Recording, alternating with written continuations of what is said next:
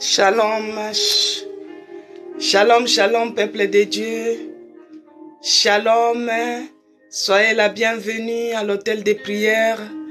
Que Dieu vous bénisse, bien-aimés dans le Seigneur. Soyez bénis. Shalom, peuple de Dieu. Que la paix du Christ soit avec vous. Que Dieu bénisse Liliana. Soyez bénis, bien-aimés. Ifram, que Dieu vous bénisse. Que Dieu vous bénisse abondamment. Que Dieu bénisse Marianne, Marie. Que Dieu vous bénisse, bien-aimés dans le Seigneur. Nous sommes comme les Habakkuk, toujours à notre poste. Venez vous servir avec empressement au puits de Jacob. Je vais prier pour commencer. Père, nous te disons merci. Merci pour la journée d'aujourd'hui. Merci parce que toi, tu es celui qui a commencé avec nous cette année. Tu as commencé avec nous pendant l'été. Et nous voici aujourd'hui, nous sommes à l'automne. Nous te disons merci. Toi qui es le maître des circonstances et des temps, tu es celui qui nous a protégés pendant la chaleur, tu nous as protégés pendant les allergies, les pollens, et nous voici en automne, Seigneur, que tu commences avec nous cette période d'automne, que tu chemines avec nous, que tu nous épargnes de toute forme de bactéries, que tu nous épargnes de toute forme des infections, que tu nous épargnes de toute forme de mission du diable par rapport à ces climats d'automne. Oh Yahweh, que tu sois avec nous, que tu nous protèges, et c'est là au nom puissant de Jésus-Christ. Jéhovah, nous sommes infiniment reconnaissants. Tu es celui qui renouvelle les souffles de vie en nous. Tu es celui qui nous protège et qui veille sur nos âmes. Nous te bénissons, Seigneur, et nous te rendons grâce. Car il n'y a point d'autre Dieu comme toi. Il n'y a point d'autre Seigneur comme toi. Reçois l'adoration, reçois l'honneur. Reçois la magnificence. Oh Yahweh, reconnaissant que nous ne sommes pas dignes, nous qui sommes pécheurs de tous les jours et de chaque instant, à cet autel de prière, Seigneur, déverse ta miséricorde. Fais-nous grâce pour que nous puissions trouver miséricorde devant tes yeux. Laisse que le sang de Jésus-Christ nous sanctifie, nous purifie de toutes les impuretés, de tout ce que l'ennemi est venu s'aimer au moment où on dormait. Que le sang de Jésus-Christ s'enlève, déloge au nom de Jésus-Christ. Cher Saint-Esprit, que tu prennes l'absolu contrôle, que tu règnes encore à jamais à ce programme, hôtel de prière, à notre rendez-vous, Seigneur, de 11h30 à 12h30. Que tu sois avec nous et que tu chemines avec nous.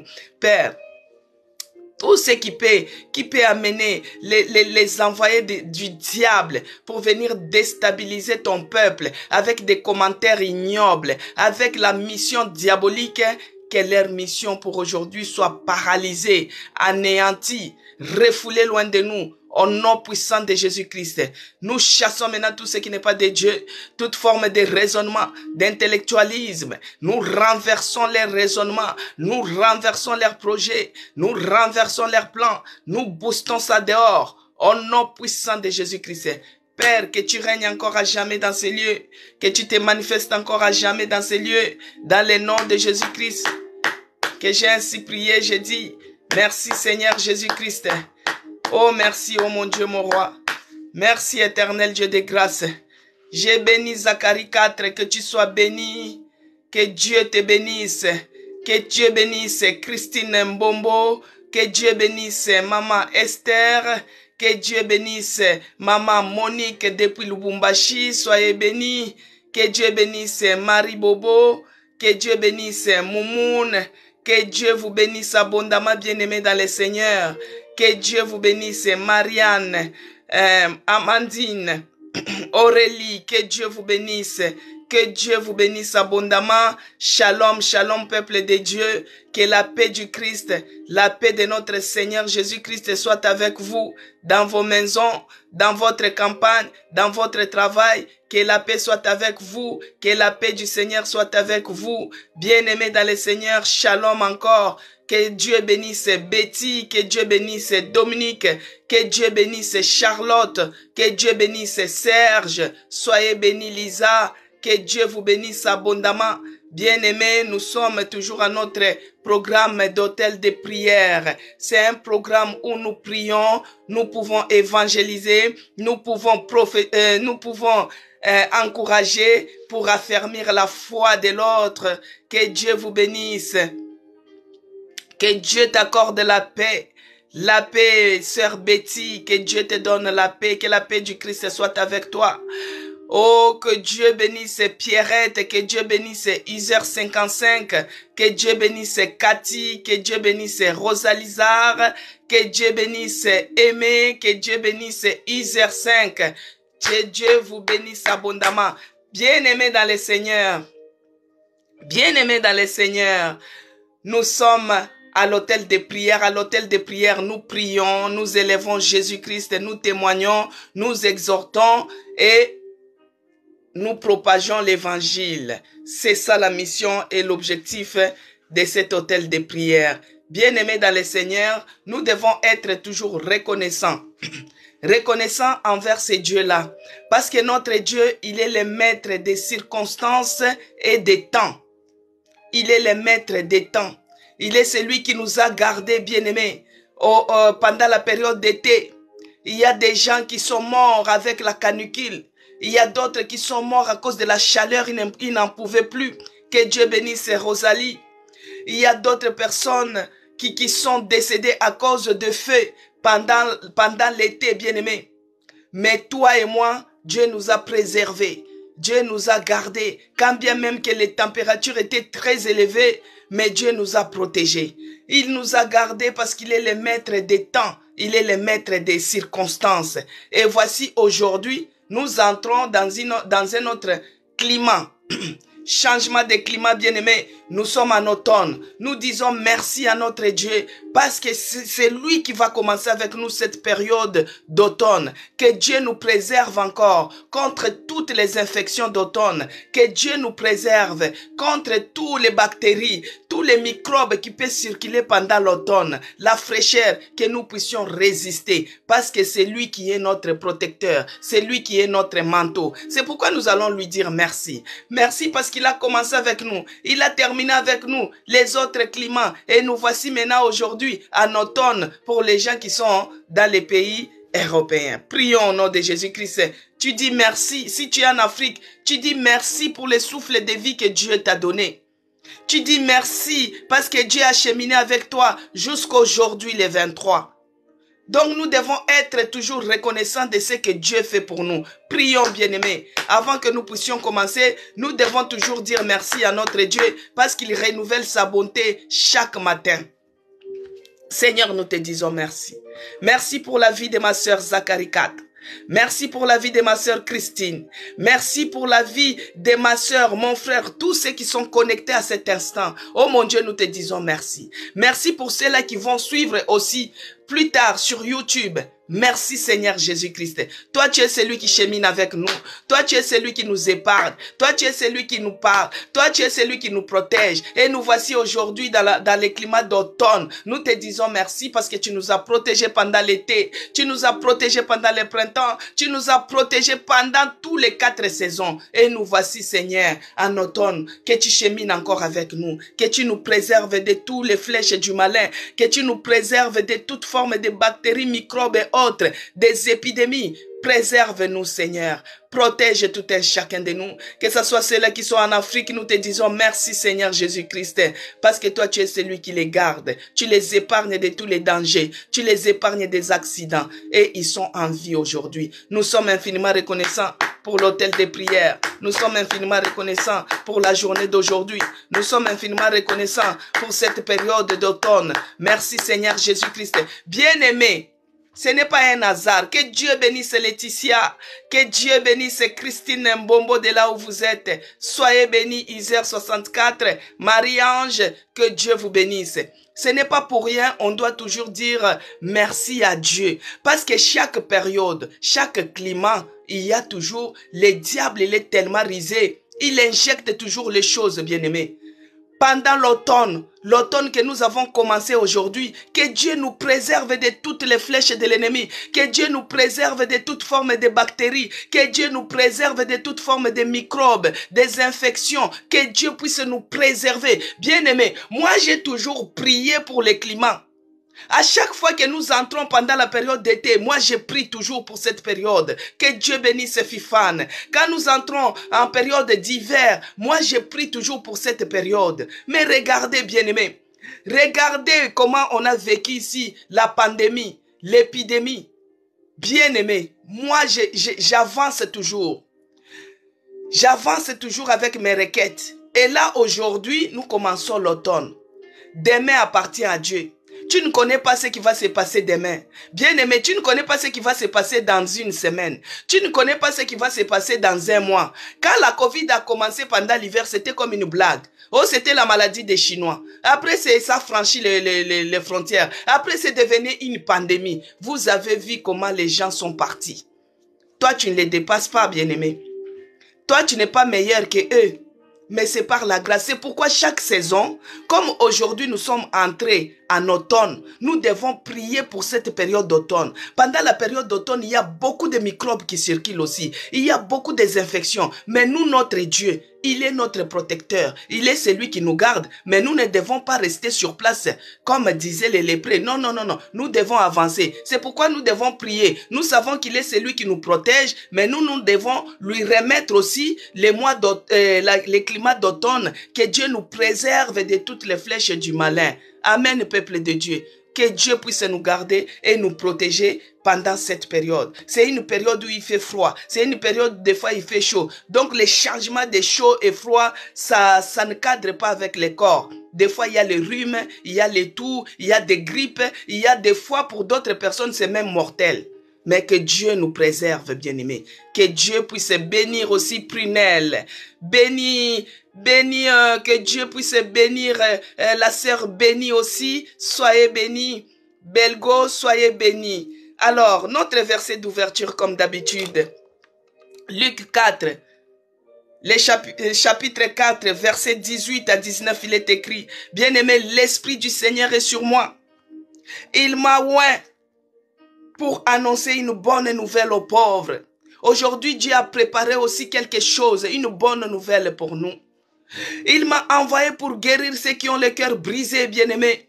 Toi qui as le cœur brisé, toi qui as les problèmes, toi qui as des soucis, mais le Saint-Esprit est là.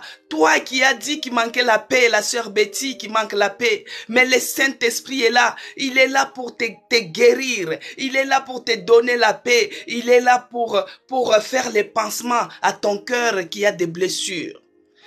Il a dit pour proclamer aux captifs la délivrance et aux aveugles le recouvrement de la vue, pour renvoyer libres les opprimés, bien-aimés. Nous qui sommes ici pour les opprimés, les gens qui se sentent oppressés, par rapport à cette oppression, tu commences à développer le stress. Par rapport à cette oppression, tu commences à développer les angoisses. Par rapport à cette oppression, bien-aimé, tu commences à développer la peur, la phobie. Mais je t'annonce une bonne nouvelle, que le Saint-Esprit a dit. Il est venu pour te rendre libre, toi qui te sens oppressé, toi qui es opprimé. Le Saint-Esprit est venu pour te rendre libre, bien-aimé. Alors, il m'a envoyé pour publier une année de grâce du Seigneur. La grâce de Dieu se répand sur nous. C'est par la grâce de Dieu que nous voyons les climats d'automne aujourd'hui. C'est par la grâce de Dieu que nous traversons d'un climat à un autre. C'est par la grâce de Dieu que nous sommes en vie. C'est par la grâce de Dieu que nous parlons. Bien-aimés, moi, j'ai vécu, la grâce de Dieu m'a localisé. Dans la réanimation que j'étais, j'ai fait 20 jours en réanimation, bien-aimé. Mais la grâce de Dieu m'a localisé. J'ai eu à subir un secours surnaturel. Dieu a agi surnaturellement. Un secours surnaturel, inattendu. Là où les gens attendaient ta mort. Mais Dieu est venu me secourir, bien-aimé. Il est le Dieu vivant. Il est le Dieu puissant. Il est le Dieu de gloire. Il a dit pour publier une année de grâce du Seigneur. que cette période d'automne, que nous puissions être sous la grâce divine, que ce climat qui commence, que nous soyons sous la grâce de Dieu, que la grâce du Seigneur soit notre portion, que la grâce du Seigneur soit notre portion, que ce soit dans la campagne, que ce soit dans la ville, que ce soit au travail, que ce soit à la maison, que ce soit à l'école, que nous soyons sous la grâce divine, que la grâce de Dieu soit avec nous et nous accompagne tous les jours de notre vie. Alléluia. Que Dieu soit béni, que Dieu soit glorifié.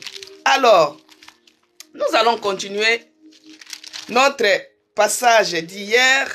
Hier, il y avait beaucoup de points de prière. Du coup, on n'avait pas terminé ce qu'on avait commencé.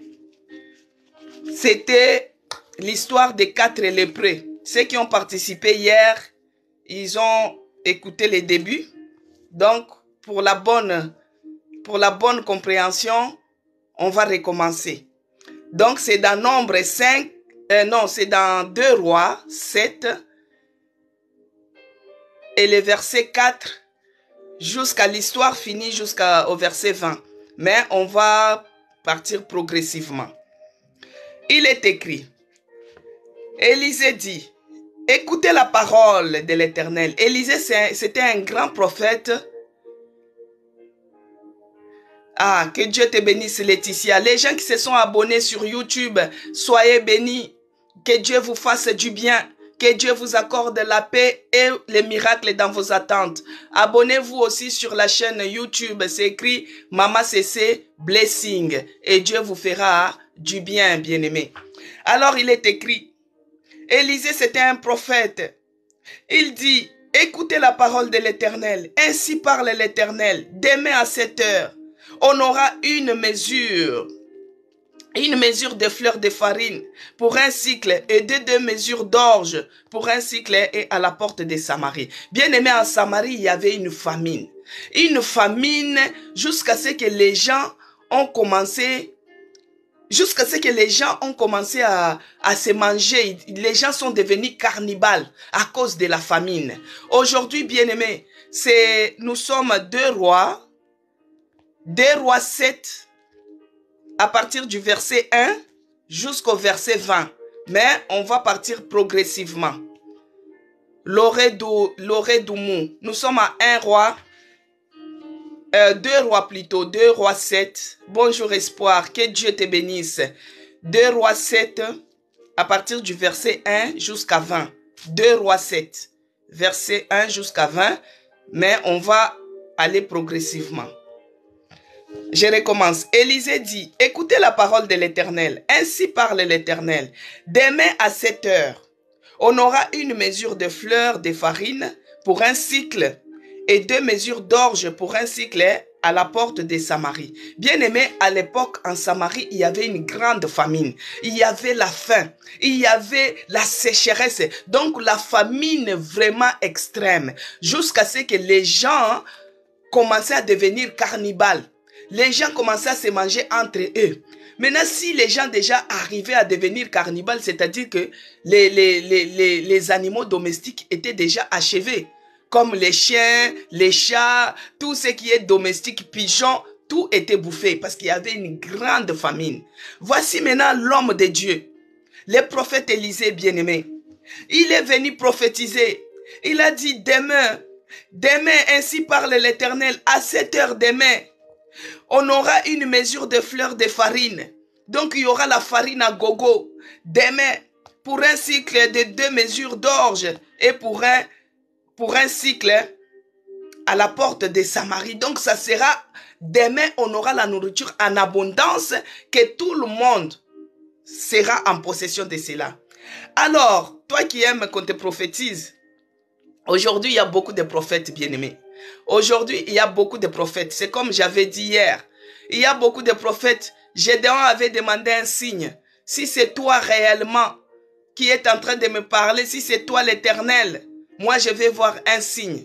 Alors nous avions dit que nous n'avons pas à demander les signes pour comprendre que là, il y a Dieu qui est dedans ou pas. Ou ce que nous sommes en train de faire, est-ce que Dieu est là? Est-ce que je suis sur la bonne place? Est-ce que je suis dans une bonne église? Est-ce que la prophétie là, c'est la bonne?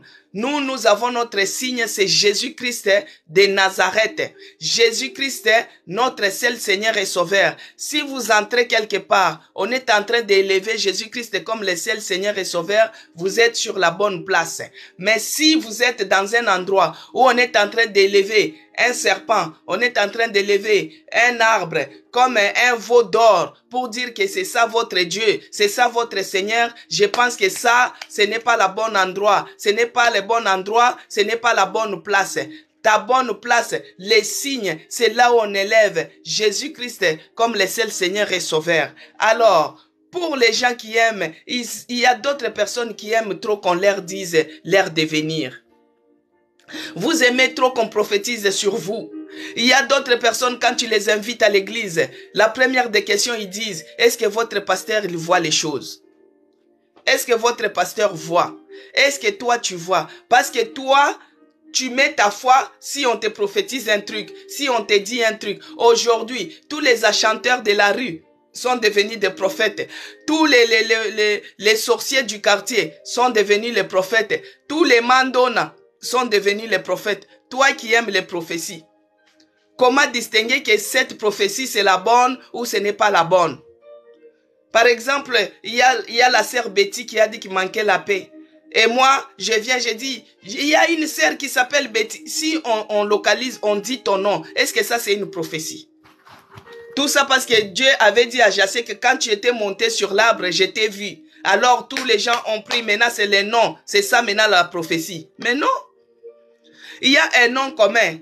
Je peux m'appeler maman Isabelle ou maman Cécé. Si je demande là, est-ce qu'il y a quelqu'un qui s'appelle Isabelle, il y aura une personne qui va sortir. C'est un nom commun. Ça, ce n'est pas une prophétie, bien-aimée. Tout ce qui est prophétie, c'est écrit dans la Bible. C'est pourquoi je vous dis que la Bible, c'est notre testament. Il faut la lire tous les jours. C'est là où tu réussiras. C'est là où tu comprendras beaucoup de choses. C'est comme ça que l'Éternel avait dit à Josué, médite ces livres de la loi tous les jours et tu auras du succès. Bien-aimé, si tu lis la Bible, si tu médites cette parole tous les jours, on ne viendra pas te mentir avec des fausses prophéties. La prophétie, c'est quelque chose qui doit annoncer quelque chose à venir, les choses que nous ne connaissons même pas. Juste pour t'avertir. Mais il y a aussi les paroles de connaissance. Il y a aussi les dons de prophétie. Et il y a aussi des vrais prophètes. Il y a des vrais, il y a aussi des faux. Alors ici, Élisée, c'était un vrai prophète de Dieu. À l'époque, il a prophétisé.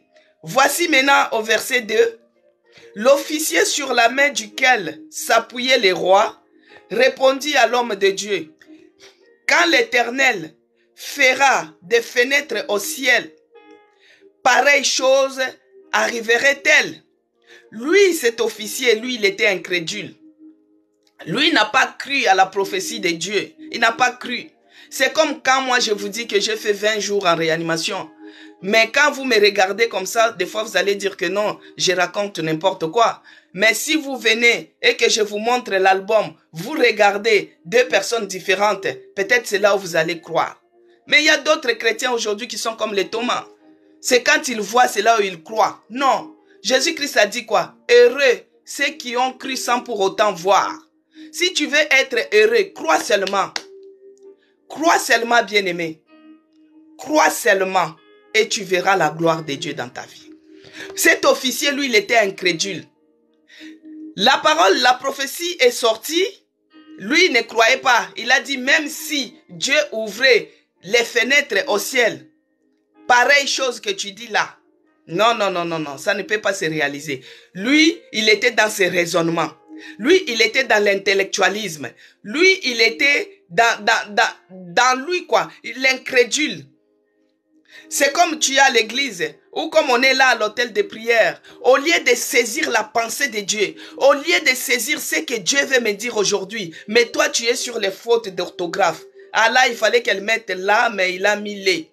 Il fallait qu'il mette une et il a mis un. Donc, toi, tu es dans tes raisonnements. Alors qu'il faut saisir la pensée de Dieu. Qu'est-ce que Dieu veut nous dire aujourd'hui? Qu'est-ce que Dieu a renouvelé aujourd'hui comme manne? Qu'est-ce que Dieu a dit? Toi, tu es là dans tes raisonnements. Alors, cet officier, lui, il était incrédule. Il était dans ses raisonnements. Il a dit, mais non, même si Dieu ouvrait les fenêtres au niveau du ciel, pareille chose, ça n'arrivera pas. Bien aimé, ça c'est le raisonnement. Ça c'est l'incrédulité. Tu ne crois pas, mais tu t'attends au miracle. Tu ne crois pas, mais tu attends que Dieu puisse faire quelque chose pour toi. Tu ne crois pas, mais tu t'attends que la prière que la servante ou les serviteurs de Dieu a fait, que cela puisse porter des fruits à moi. Mais toi-même, tu ne crois pas. L'incrédulité, c'est l'absence même de la foi. Quand tu es incrédule, il n'y a rien qui peut se réaliser en toi. Mais moi, je te demanderai, bien-aimé, de ne pas être comme Thomas. Thomas a cru que c'était Jésus-Christ parce qu'il avait vu les plaies dans les mains. Jésus-Christ lui a dit quoi? Heureux ceux qui ont cru sans pour autant voir. Toi, tu as dit mon Seigneur et mon Sauveur parce que tu m'as vu. Mais ceux-là qui n'ont pas vu et qui ont cru, c'est ceux-là qui sont heureux.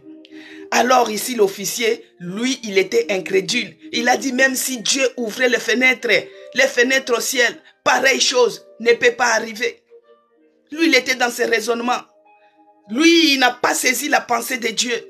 Lui, il n'a pas saisi l'opportunité. Parce que Dieu, quand il envoie une parole, et cela nous guérit. Dieu, quand il envoie une parole, la parole nous fait du bien, ça nous donne la paix. Dieu, quand il envoie une parole, parce que sa parole, il l'envoie toujours à travers quelqu'un bien-aimé. Lui-même, il ne descendra pas pour te dire. Il est déjà descendu. Jésus-Christ était déjà descendu. Les gens l'ont vu. Jésus-Christ, si vous regardez dans Ésaïe 61, Jésus-Christ avait pris les rouleaux. Il a déroulé comme ça. Il a dit, l'Esprit du Seigneur est sur moi. Il m'a oint pour vous annoncer. Lui-même était présent. Jésus-Christ est déjà venu. Jésus-Christ a vécu sur la terre des humains. Les gens l'ont vu. Et là où toi et moi nous parlons, il est à la droite du Père et nous attendons son retour. Maintenant, toi, tu cherches que Dieu lui-même vienne te parler comment? Il a déjà dit, tout est dans la Bible. Tout est dans la Bible. C'est pourquoi c'est à toi de lire cette Bible pour comprendre. Si tu médites la parole de Dieu bien-aimé, tu auras du succès. Tu réussiras dans tes entreprises, tu réussiras dans tes projets, tu réussiras dans toutes et toutes choses. C'est ça notre richesse, c'est ça notre héritage. Ça, c'est le testament que Dieu nous a laissé. Alors, Élisée a dit, tu le verras de tes yeux, mais tu n'en mangeras point. Bien-aimé, parole contre parole. Élisée a dit, tu verras de tes propres yeux, mais tu n'en mangeras point. Il y a les gens qui aiment trop discuter avec les hommes de Dieu. Alors que quand l'homme de Dieu prononce une parole, ça peut se réaliser. Maintenant, c'est quelle parole qu'il va prononcer? Si c'est une parole de malédiction, ça peut se réaliser, bien-aimé. C'est pourquoi il faut éviter de critiquer les hommes de Dieu. Il faut éviter de discuter sur les hommes ou servantes de Dieu. Il faut éviter, bien-aimé. Ici, Élisée a dit à cet homme que tu les verras de tes propres yeux, mais tu n'en mangeras pas. Lui, il croyait que c'était la blague. Lui, il croyait que, oh, il raconte n'importe quoi. Oh, comme ici, il y a les gens de l'autre couleur qui sont au contraire de nous et ils aiment dire, oh, ils font ça. Oui, fais, oh, tu verras. Alors, il a dit, tu les verras de tes yeux, mais tu n'en mangeras point. Au verset 3, nous sommes toujours dans 2 Rois 7, verset 3 maintenant. Il y avait à l'entrée de la porte 4 lépreux qui se dirent l'un à l'autre, quoi? Donc comme cette semaine, c'était une semaine de raisonnement, une semaine de questionnement. On devait se poser la question, comment nous sommes arrivés là? Comment je suis en train de vivre cette oppression? Comment je suis en train de traverser ces afflictions, cette difficulté, cette pauvreté? Ça a commencé comment? Des fois, on doit s'examiner. Parce que quand on connaît la racine de ton problème, c'est facile à déraciner. C'est facile à arracher cela. C'est facile à booster ça dans le feu. Mais si tu ne connais pas, tu es en train de tâtonner, bien aimé, tu risques d'utiliser les armes qui ne sont pas appropriées pour la bataille que tu es en train de vivre. C'est pourquoi on se disait qu'on devait revenir d'abord à nous-mêmes pour comprendre c'était quoi notre problème. C'est pourquoi nous avons vu que David avait les problèmes depuis sa naissance. Il y avait Lot aussi, il y avait Caïn, il y avait d'autres plus que ça. Bien aimé. Et là maintenant, c'est les 4 lépreux. Les 4 lépreux, ils se parlaient entre eux. Parce que la lèpre, c'est les gens qui étaient malades comme la Covid dans notre dispensation. Quand tu as la maladie de la lèpre, bien aimé, tu dois être isolé. Tu dois être en quarantaine. Tu dois être hors la société. Parce que pour toi, tu es impur. Tu es souillé. Si tu es parmi les autres, tu risques de les contaminer. C'est pourquoi même dans Nombre 5, verset 2 à 3, il est écrit, Nombre 5, verset 2 à 3, il est écrit, l'Éternel parla à Moïse et dit, pour les gens qui avaient la lèpre, écoutez bien aimés, ordonne aux enfants d'Israël de renvoyer du camp tous les lépreux. Donc toute personne qui a la maladie de la lèpre doit être renvoyée du camp. Et quiconque a une génorrhée ou est souillé par un mort, homme ou femme, vous les renverrez hors du camp afin qu'elle ne suit pas les camps au milieu duquel j'ai ma demeure. Donc si quelqu'un a la lèpre, bien aimé, Dieu avait ordonné que ces gens-là soient hors du camp, que ces gens-là soient loin de nous, que ces gens-là soient loin de la société parce qu'ils sont souillés, ils sont impurs, ils risquent de contaminer les autres, ils risquent de souiller les autres, les demeures.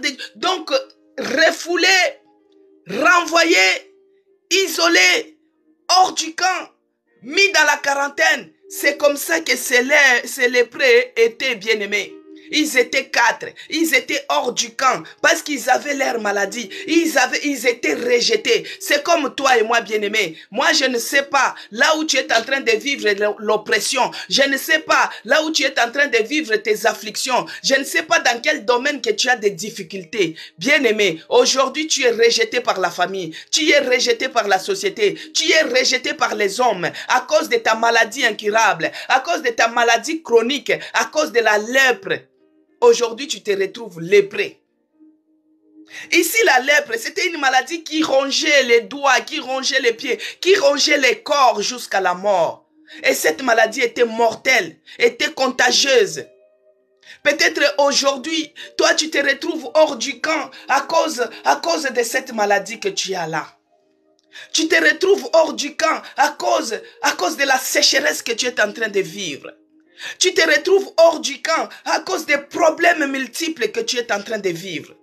Mais ici, bien-aimé, les lépreux se dirent, au verset 3, il y avait à l'entrée de la porte, 4 lépreux qui se dirent l'un à l'autre, quoi, resterons-nous ici jusqu'à ce que nous mourions? Les 4 lépreux se parlaient, ils avaient un même langage par rapport à leur situation. Parce qu'ils avaient une situation, ils étaient les condamnés à mort.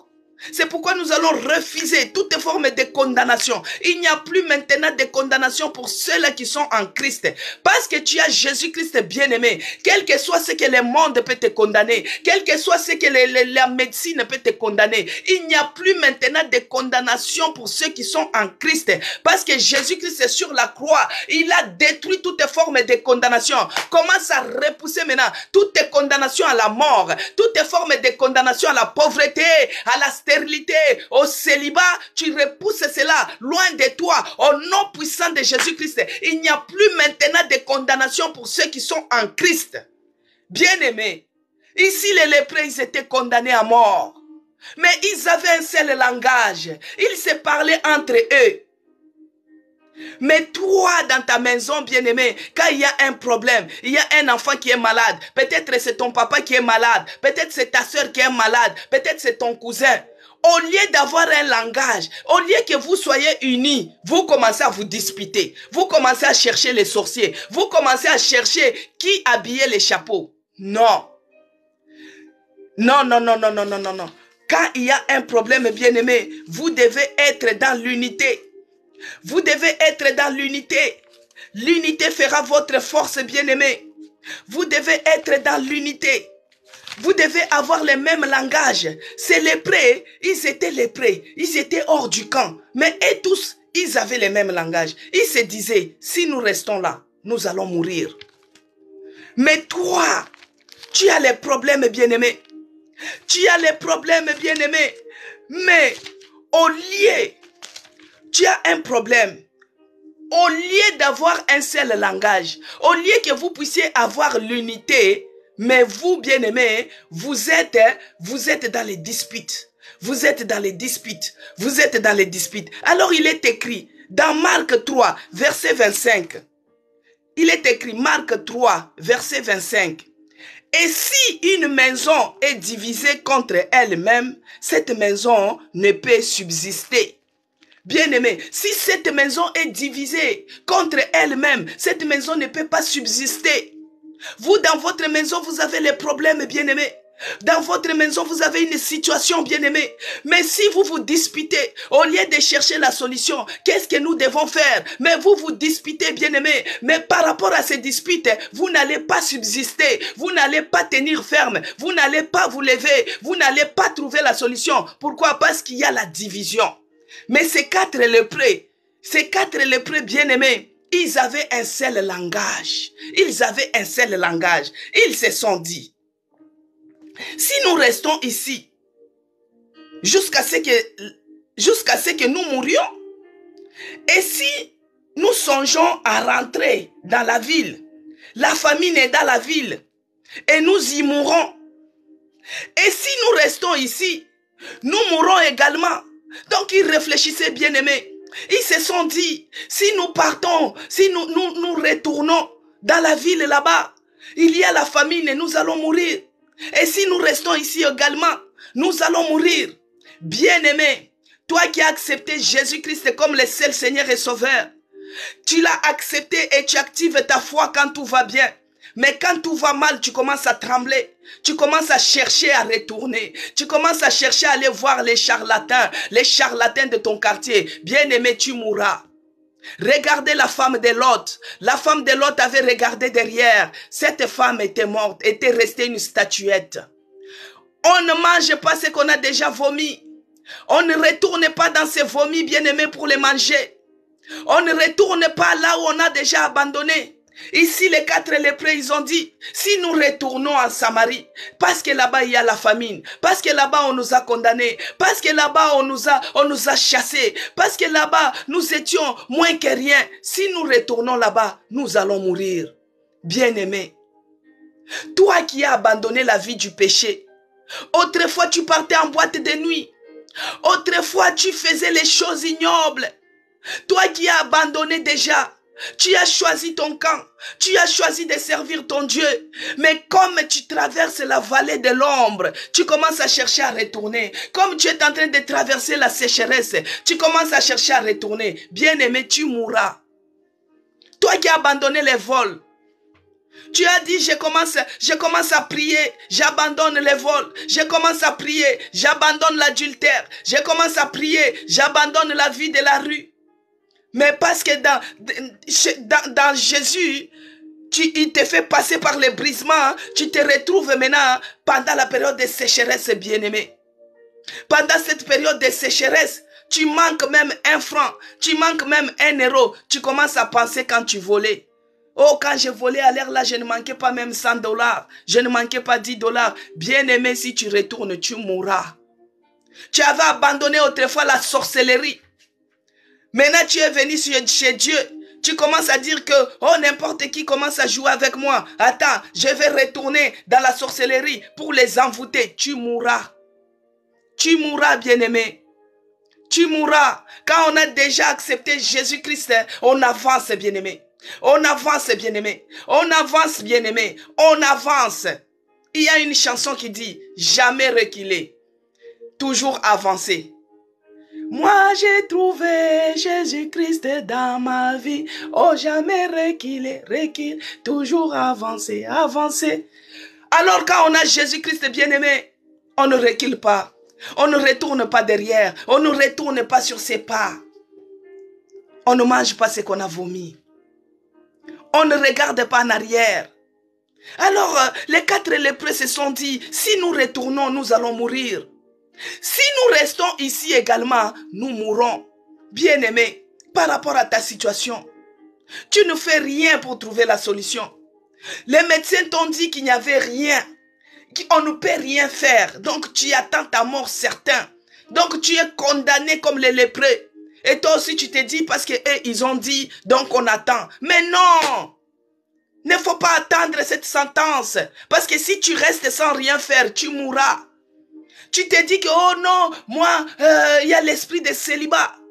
Il y a l'esprit de célibat. Chez nous, on ne nous épouse pas. Mais bien aimé, c'est parce que tu es resté sur place. Regarde Ruth.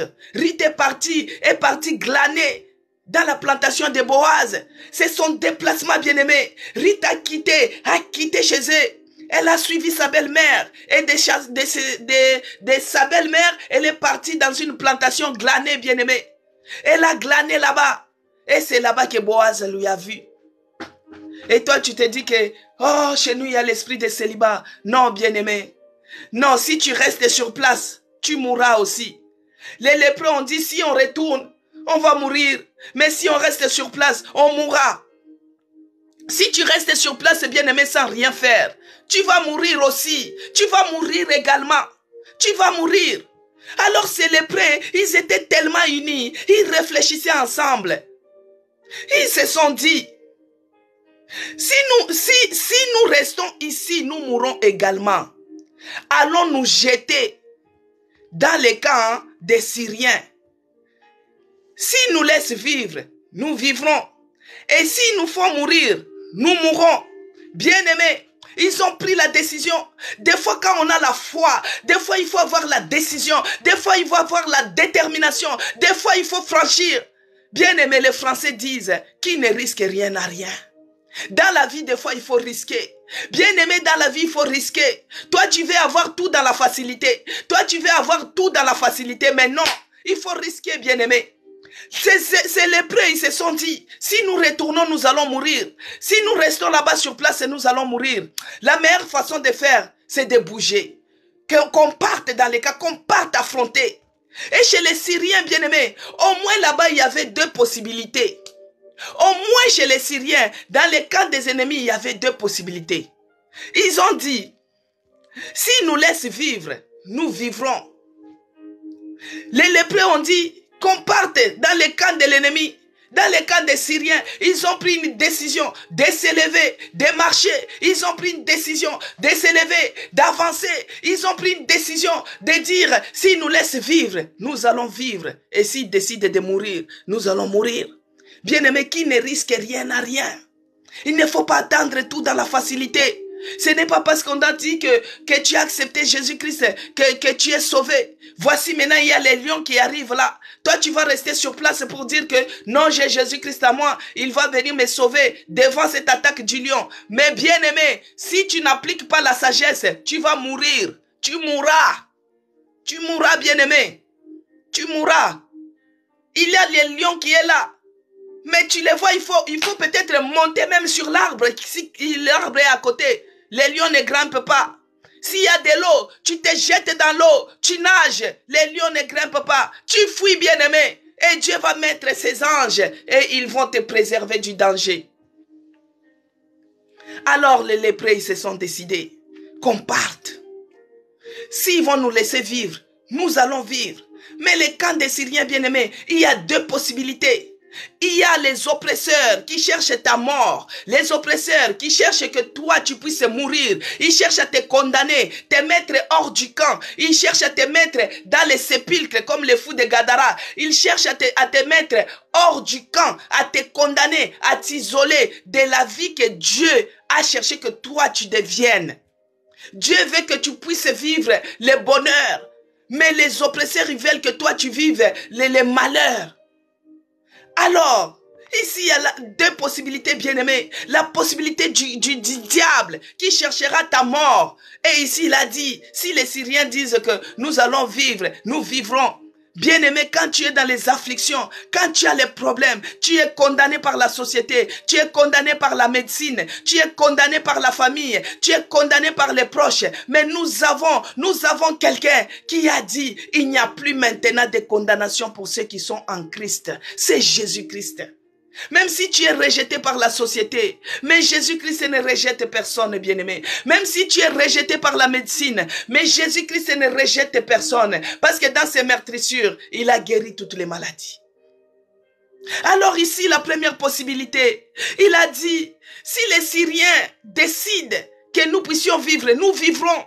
Bien-aimé, dans ta situation, lève tes yeux vers les montagnes, lève tes yeux vers Jésus-Christ et tu vivras. Parce que Jésus-Christ, c'est la vie, bien-aimé. Jésus-Christ, c'est la vie. Jésus-Christ, c'est la vie. La vérité est le seul chemin. Quelles que soient les lèpres que tu as, quels que soient les problèmes que tu as, quelle que soit la manière que tu as, lève seulement les yeux vers les montagnes. Lève ton regard vers Jésus-Christ et tu vivras. On t'a déclaré le cancer, métastase. Tu es en dernière étape. On ne peut rien faire. Et toi, tu attends ta mort prochaine. Non, bien-aimé, lève tes yeux vers Jésus-Christ et tu vivras. Dans ta situation, lève tes yeux vers Jésus-Christ et tu vivras. Tu vivras, bien-aimé. Ce que l'homme a dit, ce n'est pas ce que Dieu a dit. Tes pensées, ce n'est pas les pensées de Dieu. Ta voix n'est pas la voix de Dieu. Ce que les médecins ont dit, ce n'est pas ce que Dieu a dit. Bien-aimé, même si le monde t'a condamné, même si les médecins t'ont condamné, même si la société t'a condamné, lève tes yeux vers les montagnes. C'est de là te viendra les secours. Les secours te viennent de l'Éternel. C'est lui qui a fait les ciels et la terre, bien-aimé. C'est Jésus-Christ qui est la vie. Si les Syriens décident que nous vivrons, nous allons vivre. Mais Jésus-Christ veut que tu vives. Il ne veut pas la mort d'un pécheur. Il veut que les pécheurs abandonnent et qu'ils vivent. Abandonne les péchés et tu vas vivre. Abandonne ta sorcellerie et tu vas vivre. Abandonne, bien-aimé. Jésus-Christ ne veut pas la mort d'un pécheur. Il veut que les pécheurs abandonnent et qu'ils vivent. La société t'a condamné, bien-aimé. Les médecins t'ont condamné. Mais Jésus-Christ, il a dit, il n'y a plus maintenant de condamnation pour ceux-là qui sont en Christ. C'est écrit dans Romains. Alors ici, ils ont dit, si les Syriens décident que nous puissions mourir, nous mourrons. Oh, dis que je refuse la mort. Je ne mourrai pas, je vivrai. Et je célébrerai les merveilles de l'Éternel. Je ne mourrai pas, je vivrai. Même si j'ai la lèpre, même si tu as le sida, même si tu as la maladie incurable, même si tu as une maladie rare, tu ne mourras pas. Tu vas vivre et tu vas célébrer les merveilles de l'Éternel. Voici maintenant que Dieu bénisse Zacharie 4. Il n'y a plus maintenant de condamnation pour ceux-là qui sont en Christ. C'est Romain, bien-aimé. Oh, il n'y a plus maintenant de condamnation. Nous sommes à l'autel de prière. Toi qu'on a condamné à la mort, on a condamné à la maladie, on a condamné à la limitation, on a condamné à la pauvreté. Commence à effacer maintenant toutes les formes de condamnation dans ta vie. Prie bien-aimé, nous sommes à l'autel de prière. Prie bien-aimé, commence à effacer maintenant avec le sang de Jésus-Christ toutes les formes de condamnation. Condamnation à la mort, condamnation à la mort, condamnation à la limitation. Oh, je m'en vais effacer maintenant toutes les condamnations d'échec, toutes les condamnations à la pauvreté, j'efface avec le sang de Jésus-Christ. Tout acte qui me condamnait, j'efface cela avec le sang de Jésus-Christ. Condamnation à la sécheresse, bien-aimé. La famine dans ta maison, tu manques même de l'eau à boire, tu manques même les pains à donner aux enfants. Ah, commence à annuler toute forme de condamnation à la pauvreté, condamnation à la sécheresse. Condamnation, tu annules cela. Parce qu'il n'y a plus maintenant de condamnation pour ceux qui sont en Christ. Nous avons Jésus-Christ. Il est mort sur la croix. Il a annulé toute condamnation. Annule cela au nom de Jésus-Christ. Alors ici, ils ont dit au verset 5, ils disent au verset 4, s'ils nous laissent vivre et nous vivrons, s'ils nous font mourir et nous mourrons.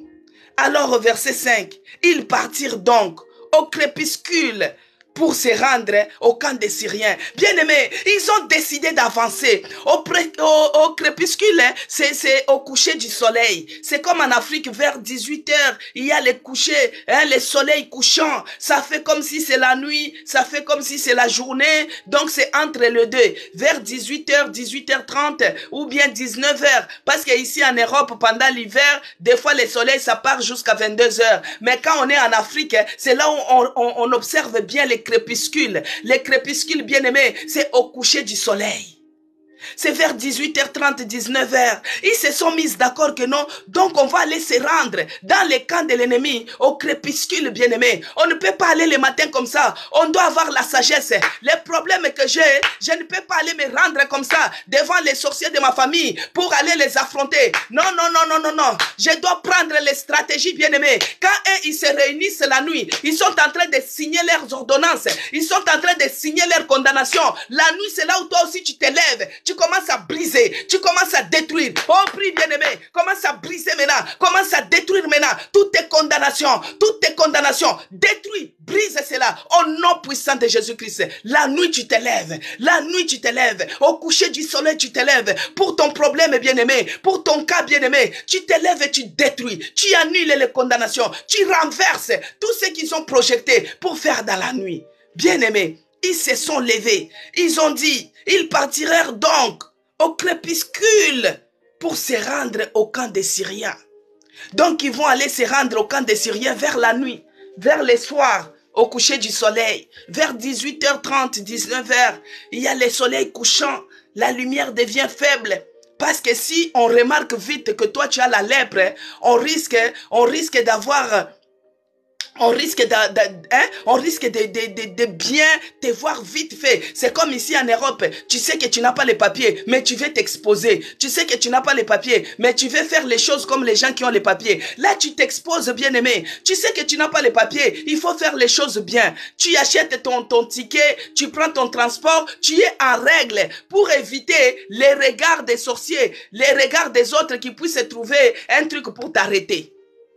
Alors ils sont partis au crépuscule. Parce que s'ils partaient en pleine lumière, bien-aimés, on devait remarquer qu'ils sont lépreux. Les Syriens devaient remarquer qu'ils sont lépreux. Mais ils ont appliqué la sagesse. Comme nous avons la lèpre, comme nous sommes malades, comme nous sommes infirmes, comme nous sommes ceci, allons au crépuscule. Mais toi, tu as les problèmes. C'est comme les chrétiens quand ils arrivent quelque part. Est-ce que vous avez déjà vu un sorcier? Quand il arrive, il commence à dire directement que je suis sorcier. Il sait que tout le monde va les fuir, non? Quand il sait qu'il est sorcier, il est féticheur, quand il arrive quelque part, il ne dit rien. Mais les chrétiens, quand il est quelque part, il veut que tout le monde puisse savoir. Alors que tu dois avoir des stratégies. Tu regardes d'abord, ici, là, je suis avec qui? C'est qui est à côté de moi? Tu pries en toi, tu prends la possession de la place. Mais toi, tu n'as même pas encore pris la possession de la place. Au nom de Jésus! Mais tu répètes au nom de Jésus là comme un slogan. Un sorcier, quand il est sur place, il ne se présente pas bien-aimé. Il faut avoir la sagesse, il faut avoir des stratégies. Quand tu sais que tu es chrétien, tu es quelque part, tu prends des stratégies. Dans ton cœur, tu prends d'abord la possession.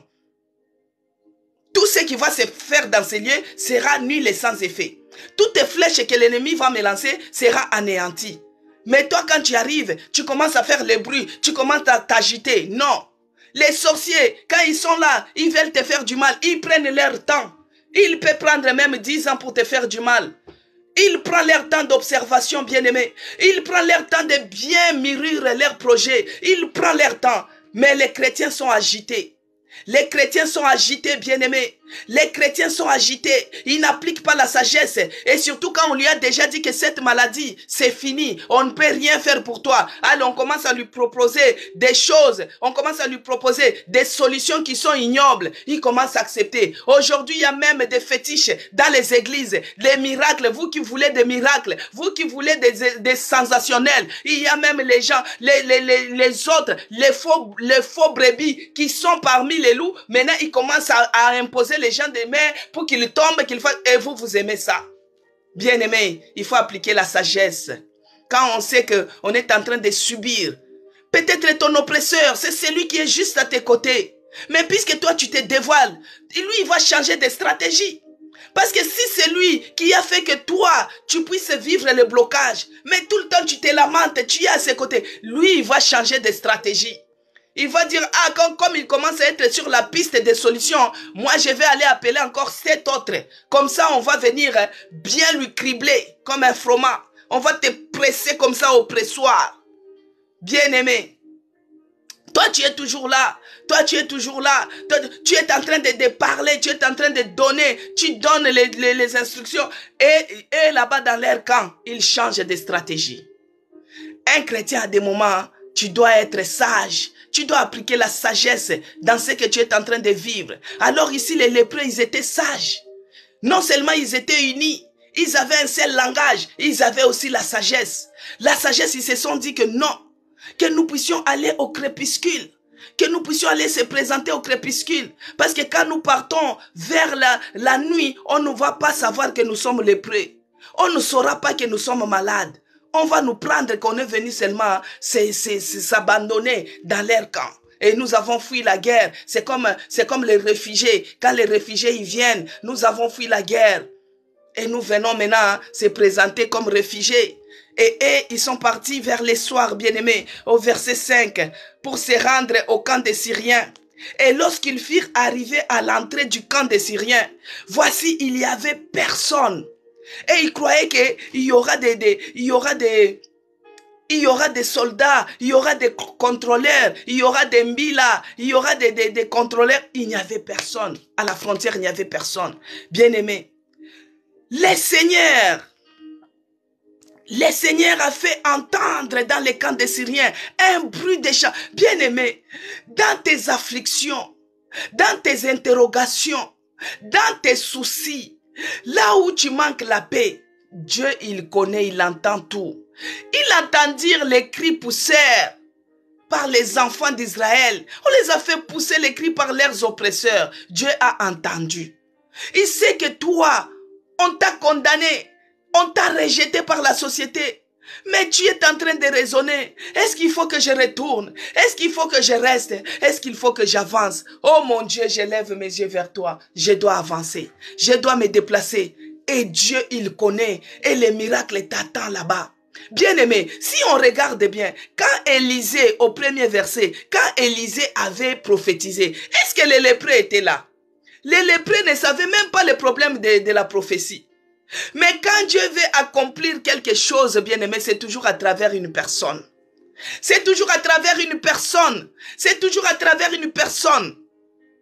Quand Élisée a témoigné, les 4 lépreux n'étaient pas là, bien-aimé. Quand Élisée a témoigné que demain, il y aura les sigles de farine, de fleurs, les 4 lépreux n'étaient pas là. Mais regardez comment ces 4 lépreux, ils vont entrer maintenant en possession de tous leurs biens que l'ennemi avait volés. Tout à l'heure, on va récupérer cela, bien-aimé, au nom de Jésus-Christ. Alors le Seigneur faisait entendre dans les camps un bruit de chars, bruit de chevaux, le bruit d'une grande armée. Et ils étaient dit l'un à l'autre.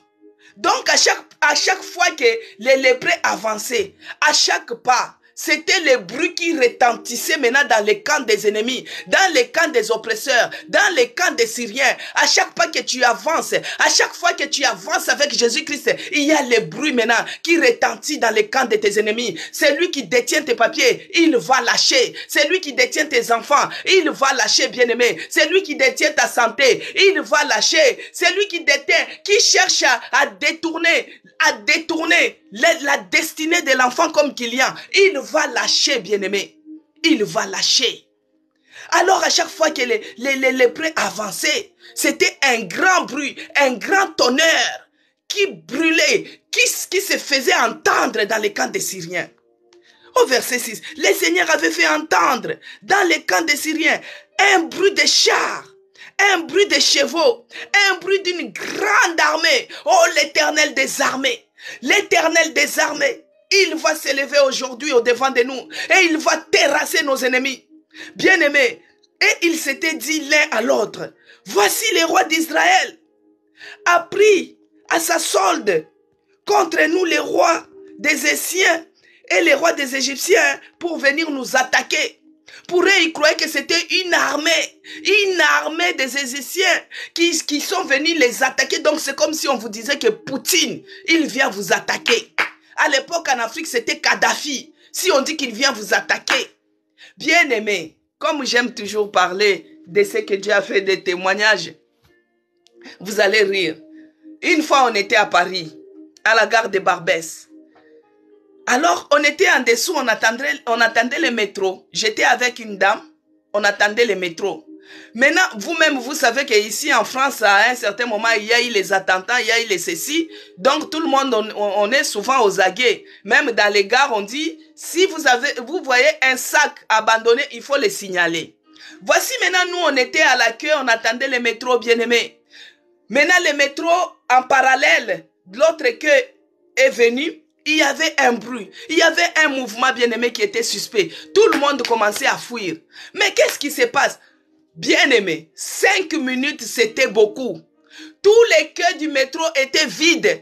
Moi qui vous parle, convalescente, j'avais monté les escaliers de 2 niveaux. Tout le monde fouillait, croyait que c'était la bombe. Les gens ont monté. 5 minutes, c'était beaucoup. Moi, j'ai commencé à chercher la dame qui était avec moi. Mais tu es où? Les gens ont abandonné même les choses, bien-aimés. Ça, c'était rien que les mouvements de bousculade, rien que les choses qui n'allaient pas, que les gens ont fui comme ça. Tout le monde en avait fui. Qui va accepter de mourir? Nous avons fui. Oh Dieu, moi je ne mourrai pas. Oh, on a pris les escaliers. La dame qui était avec moi, elle me cherche, moi je la cherche. Mais tu es où? De Bagdad, je vous dis. Mais qu'est-ce qui s'est... On est arrivé en haut, maintenant on se demande, qu'est-ce qui s'est passé? Tout le monde ne connaissait rien. Est-ce que c'est une bombe? On ne sait pas. Mais toi, tu as fui quoi? Mais toi, tu as fui. On commençait à se demander, tu as fui quoi? Tu as fui quoi? Tu as fui quoi? Tu vois? Maintenant, les Syriens, et ils ont écouté les tonnerres d'une grande armée. Donc, c'était le bruit qu'ils écoutaient. Hein. Je peux m'imaginer que c'était comme... vous voyez quand il y a les orages, surtout les orages de l'Afrique. Les coups de foudre qui faisaient brûler même les arbres comme ça. Quand ça tonne, les Syriens, ils ont dit, oh, c'est l'armée des Égyptiens. C'est Poutine qui arrive. C'est Kadhafi qui arrive. Ils ont tout abandonné. Bien aimé, ils ont fui. Ils ont fui. Donc, les pas de lépreux, les 4 lépreux, c'était comme les chars de combat. C'était comme les chars de Poutine. C'était comme les chars de Kadhafi. C'était les chars de combat. Et les Égyptiens, les Syriens, ils ont tout abandonné, bien aimé. Nos ennemis, les oppresseurs, ils vont tout abandonner. Oh, compris, bien-aimé, que Dieu puisse faire retentir maintenant les bruits dans les camps de tes ennemis. C'est là qui détiennent tes bénédictions. Qu'il les lâche cela. Qu'il les lâche cela. Au nom de Jésus-Christ. Que les bruits puissent se faire entendre. Oh, Jésus-Christ, toi qui es le général de l'armée céleste, fais maintenant entendre le bruit maintenant dans les camps de mes ennemis. Qu'ils abandonnent. Qu'ils abandonnent. Tout celui qui détient mes bénédictions, qu'il abandonne au nom de Jésus-Christ. Tout celui qui détient mes finances, qu'il lâche au nom de Jésus-Christ. Tout celui qui détient l'école des clients, qu'il abandonne au nom de Jésus-Christ. Oh Jésus-Christ, lève-toi maintenant comme le général maintenant de l'armée céleste. Entre maintenant dans les camps de nos oppresseurs, dans les camps de nos ennemis. Oh, que le bruit se fasse, que les bombes tombent maintenant et qu'il lâche mes bénédictions, qu'il lâche mes papiers, qu'il lâche ma santé, que le bruit maintenant se fasse entendre dans les camps de mes ennemis. Partout ils se liguent contre toi. Bien-aimé, prie. Partout ils se liguent. Partout ils se liguent contre ton foyer. Partout ils se liguent contre ta santé. Que les bombes tombent maintenant dans leur camp. Que les bombes tombent dans leur camp. S'ils se liguent la nuit, s'ils se liguent la journée, sous les arbres, sous les eaux. Oh, que les bombes tombent maintenant. Les bombes tombent. Les obus tombent. Qu'ils les dispersent. Qu'ils lâchent mes bénédictions. Qu'ils les lâchent. Au nom puissant de Jésus-Christ. Bien-aimé, c'est des prières il faut continuer à faire. Alors, au verset 6, voici au verset 7. Et ils se réveillèrent et prirent la fuite au crépuscule, abandonnant leur tente. Ils ont tout abandonné. Cherchez Elerzan, ils ont tout abandonné, bien-aimé. Ils vont tout lâcher. C'est là qui sait qu'il est. Il est celui qui t'a lancé cette maladie. Oh, que la bombe tombe dans leur camp. Au nom de Jésus-Christ. Ils ont tout abandonné, ils ont fui. C'est comme ça qu'ils vont fuir. Parce que notre Dieu, il est le général de l'armée céleste. Jésus-Christ est le général des armées, l'éternel des armées, les lions de la tribu de Juda. Personne ne peut les dompter. Personne ne peut les dompter. Bien-aimés, les 4 lépreux marchaient et le bruit se faisait retentir. Les bombes tombaient dans les camps des ennemis. Ils vont lâcher. C'est lui qui a tenu tes enfants. C'est lui qui tient l'enfant qu'il y a pour qu'il ne parle pas à l'école. Il va lâcher. S'ils ont mis l'enfant qu'il y a, ils ont enlevé l'intelligence, ou bien ils ont plongé dans la drogue, ils vont lâcher au nom de Jésus-Christ. Alors, au verset 8. Les lépreux étaient arrivés, entrés du camp. Bien-aimés, veillez à ce qu'on termine aujourd'hui. Alors, les lépreux étaient arrivés à l'entrée du camp, pénétrèrent dans une tente, mangèrent et buvèrent. Oh, commence maintenant à récupérer toutes tes bénédictions, tout ce que l'ennemi a volé, parce que tu es maintenant dans les camps de l'ennemi. Jésus-Christ les a délogés avec le bruit des armes. Il les a délogés, le bruit des chars, des grandes armées de l'Éternel. Commence à récupérer maintenant tes bénédictions. Récupère, bien-aimé, récupère. Les lépreux mangèrent. Ils buvèrent, ils ont récupéré leurs bénédictions. Récupère tes enfants, récupère tes finances, récupère ta santé, récupère au nom de Jésus-Christ. Tout ce que l'ennemi a volé, je commence à récupérer. Je récupère au nom de Jésus-Christ. Je récupère tout ce qu'ils ont volé au nom puissant de Jésus-Christ. Alors, les lépreux étaient arrivés à l'entrée du camp, pénétrèrent dans une tente, mangèrent et buvèrent, et emportèrent de l'argent, de l'or. Ils ont les moins que rien. Les condamnés, les rejetés de la société. Bien-aimés, ils avaient maintenant de l'or. Ils avaient l'argent. Ils rêvèrent, entrèrent dans une autre. Ils prenaient, emportèrent les objets. Et ils partaient même faire leurs provisions, bien-aimés. Ils ont caché même d'autres biens. Ils ont caché de l'or. Et comme ils étaient sages, puis ils se dirent l'un à l'autre. Ils se dirent, nous n'agissons pas bien. Nous n'agissons pas bien. Cette journée est une journée, bien-aimée, de la bonne nouvelle. Nous n'agissons pas bien, bien-aimés. Cette journée, c'est une journée de la bonne nouvelle marianique. Nous n'agissons pas bien parce que cette journée, c'est une journée de la bonne nouvelle. La bonne nouvelle que moi, je vous amène et je vous apporte tous les jours. Alors, les lépreux, ils ont mangé, ils ont bu, ils ont eu même des provisions, ils ont caché, ils ont eu la délivrance, mais ils se sont dit, parce qu'ils étaient sages, ils sont revenus à eux-mêmes. Ils ont dit que ce que nous faisons, nous n'agissons pas bien.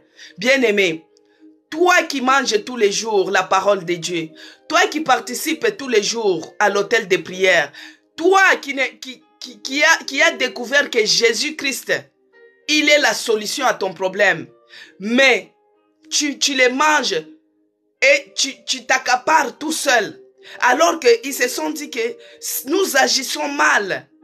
Parce que nous mangeons tout seuls.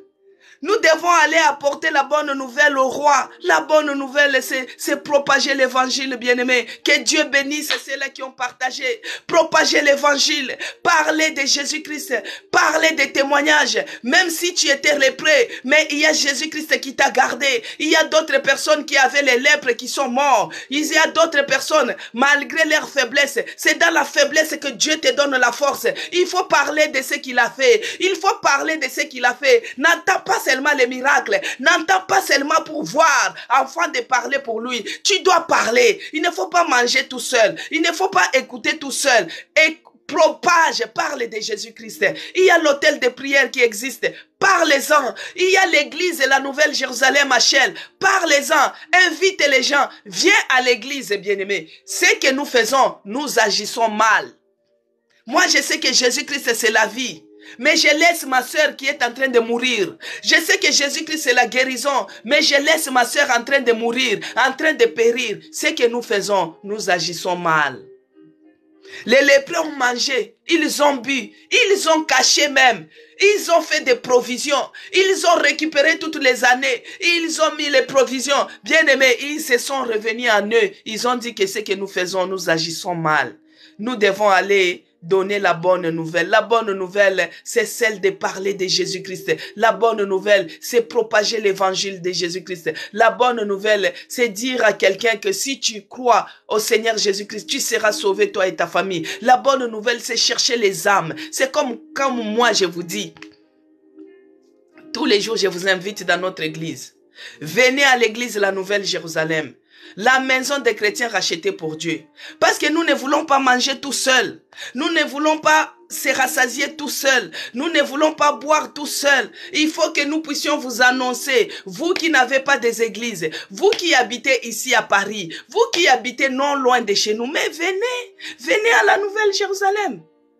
Nous sommes à l'église La Nouvelle Jérusalem, la maison des chrétiens rachetée pour Dieu. Nous sommes au 48 avenue Auguste Meunier, 77 500 Chelles. Nous vous invitons. Nous ne voulons pas manger tout seul. Nous ne voulons pas boire tout seul. Tous les jours, je vous apporte à manger, bien-aimés. Mais venez dans notre église. Venez vous servir au puits. Moi, je fais que vous donnez la moitié. Mais venez vous servir au puits. Moi, je ne vais pas manger tout seul. C'est pourquoi je vous invite. C'est pourquoi je vous appelle. Peut-être vous allez dire que oh, j'habite à l'étranger. Oui, mais peut-être vous avez une famille, une cousine qui est venue en France depuis. Mais vous avez découvert l'hôtel de prière. Vous avez découvert cette église. Mais conseille-lui. Dis, il y a une dame qui parle de l'hôtel de prière. Il y a une dame, ils ont leur église à Chelles. Mais toi, tu habites à Noisy, tu habites à Vers-sur-Marne, tu habites à Torcy, tu habites à Paris, mais tu n'es pas loin. Tu peux aller dans cette église. Bien-aimés, nous ne voulons pas manger seuls. C'est pourquoi nous vous invitons. Nous venons vous parler de Jésus-Christ, de ce que Jésus-Christ a fait pour moi. Il m'a fait sortir de la réanimation. C'est pour que je puisse affermir ta foi. On m'a opéré 47 points de suture. J'ai fait l'hémorragie interne, bien-aimé. Suite à cette hémorragie, on m'a réopéré 3 fois successives, bien-aimé. On m'a opéré la nuit, la journée. Mais Dieu a mis la grâce à moi. Et cette grâce a agi. Je suis sorti plus que vainqueur. Je ne vais pas manger tout seul. Je ne vais pas garder ces miracles tout seul. Je suis venu vous annoncer. Je suis venu vous appeler. Je suis venu vous interpeller. Je suis venu vous dire, Jésus-Christ est vivant. Viens avec tes fardeaux. Viens. Accepte Jésus-Christ si tu ne le connais pas. C'est le moment de l'accepter, bien-aimé. Il est vivant. Il est vivant. Tu seras sauvé. Ton âme sera sauvée pour ton salut. Accepte Jésus-Christ. Il est le seul chemin, la vie et la vérité. Il est Dieu. Dieu lui-même ne veut pas la mort d'un pécheur. Nous ne voulons pas aussi la mort d'un pécheur. Toi qui es resté affamé dans la Samarie. Toi qui es devenu même sorcier, en train de manger les gens à cause de la famine.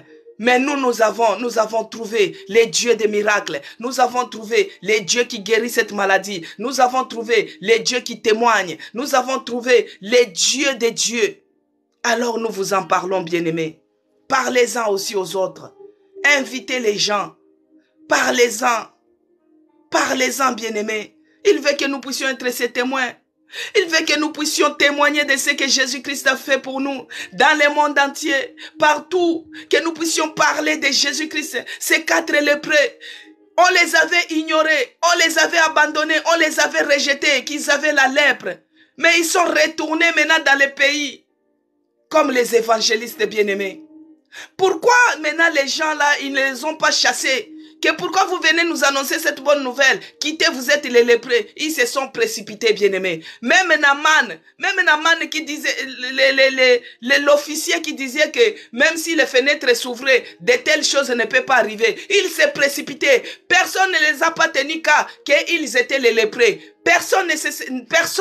Personne n'a réfléchi même que la bonne nouvelle que nous écoutons là, c'est les lépreux qui nous parlent. Autrefois, bien-aimé, tu étais rejeté. Autrefois, tu étais condamné. Autrefois, tu étais dans la quarantaine. Autrefois, tu étais malade. Autrefois, tu étais méprisé. Autrefois, tu étais moins que rien. Tu étais pauvre. Mais Jésus-Christ, il est celui qui dresse la table en face de tes adversaires. Il est celui qui tient de la poussière. Il relève. Il est celui qui te donne la force dans tes afflictions, bien-aimés.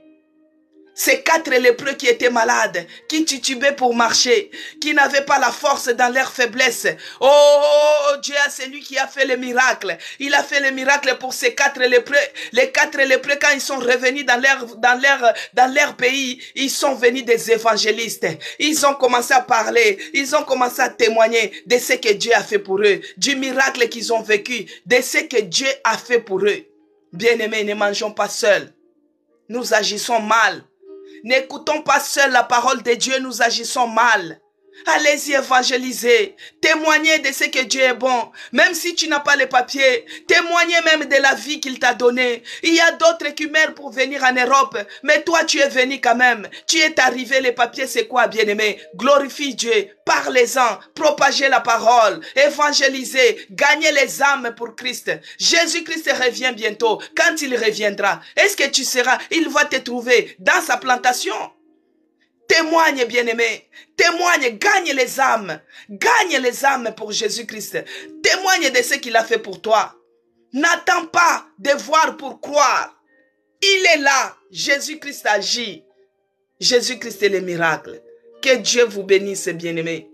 Les passages, vous allez lire jusqu'au verset 20. Vous allez comprendre comment l'officier était décédé. C'est lui qui disait que cette telle chose ne devait pas arriver. Il était le premier à se précipiter là-bas et on l'avait écrasé. Il était mort sur les champs. Que Dieu bénisse sa parole. Que Dieu vous bénisse, bien-aimés. Je me présente encore. C'était la servante de l'Éternel, Maman Isabelle, Maman Cécé. Que Dieu bénisse ceux-là qui ont propagé l'évangile, qui ont partagé. Que Dieu vous bénisse, vous tous ceux qui avez aimé. Que Dieu vous bénisse abondamment. Abonnez-vous aussi sur ma chaîne YouTube. C'est écrit Maman Cécé Blessing. Et Dieu vous fera du bien. Il va vous faire du bien, bien-aimés. Parlez de Jésus-Christ. Évangélisez, bien-aimés. Recommandez les gens de venir dans notre église aussi. Tous les jours, je suis là pour vous affermir, pour vous apporter la bonne nouvelle.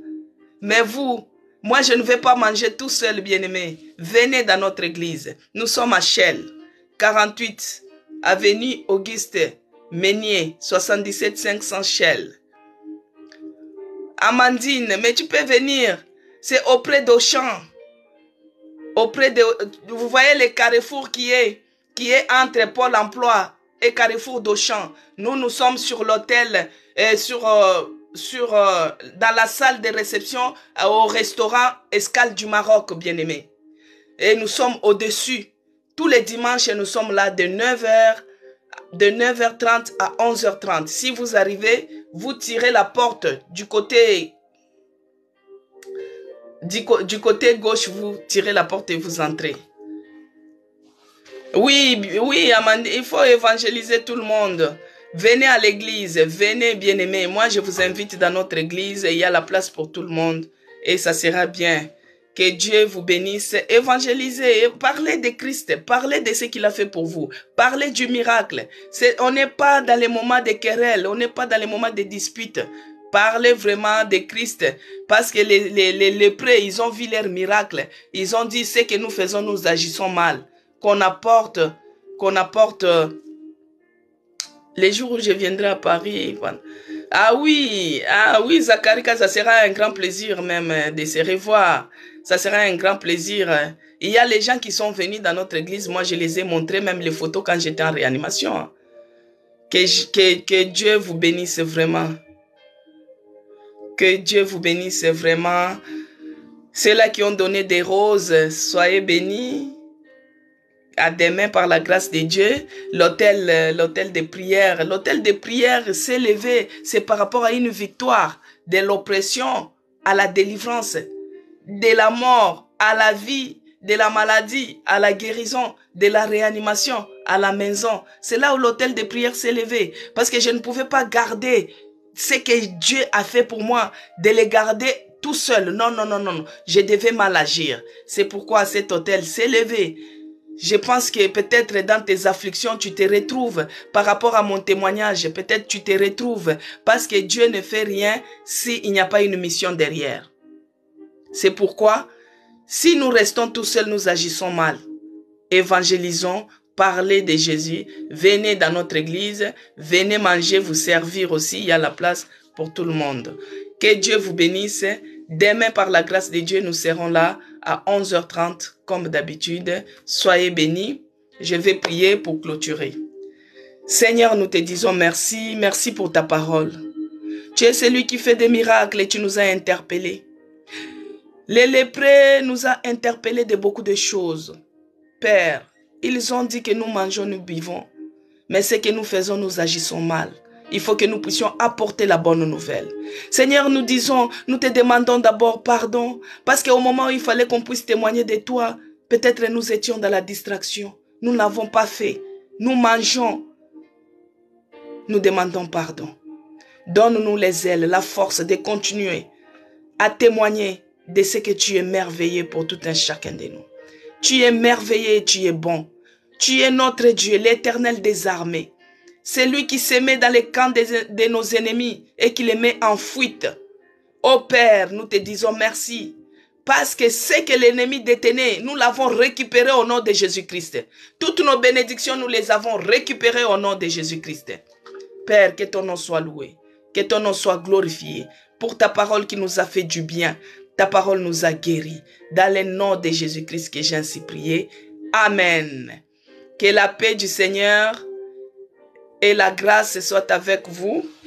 Que la communion du Saint-Esprit soit avec nous tous. Que le bonheur nous accompagne partout où nous allons les restants de cette journée avec le Saint-Esprit. Amen. Soyez bénis.